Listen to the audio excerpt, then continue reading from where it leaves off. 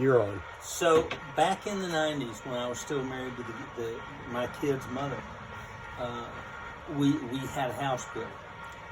And where we had it built, it was out in this subdivision. And we had the furthest house out on the subdivision. And I mean, we were a long way.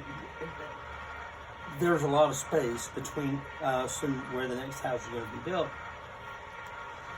And I preferred that because I didn't like to have neighbors necessarily. So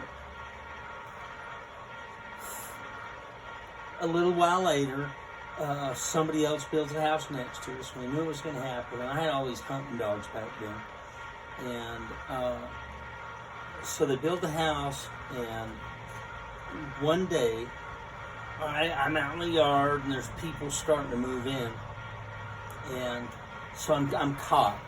I have to introduce myself to the neighbors, and I walk over and I introduce myself, and I'm Jason Clark, welcome to the neighborhood.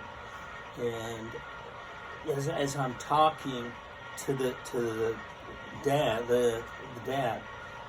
he explains to me that it happened very quickly, and they weren't prepared for it. They've got a vacation plan, so they're moving in, and then they're going for a week.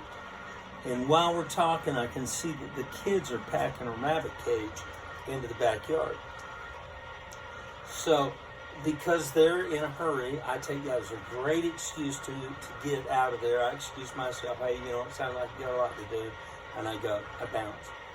And they take off on their vacation, and 2 days later, I walk out on my front porch, and one of my hunting dogs just got loose, and he's sitting on the front porch of my house chewing on the pet rabbit.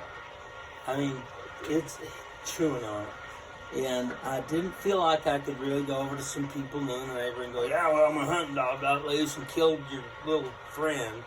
So I took the rabbit away, and I went and I washed it up, and I shampooed it. I got all the blood off it, and I took it back over into his yard, and I put it in the cage right up next to the food bowl. So everything's good. They come home from their vacation. I'm out in the yard doing some yard work again, and the husband who I met pulls in, and I've got to be neighborly, so I said, how was your vacation? And he says, it was really good, but the craziest thing happened. And I said, what was that? And he says, well, the day before we left, the rabbit died, and we buried it.